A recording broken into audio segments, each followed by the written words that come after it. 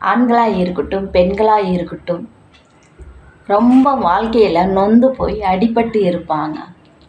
சில பேர் இருப்பாங்க.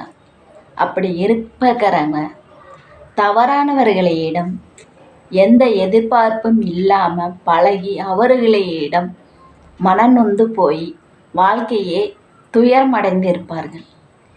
மீதி பாதி வாழ்க்கையில் நல்லவர்களை பார்த்தா கூட அவங்களுக்கு தப்பான கண்ணோட்டம்தான் தெரியும்.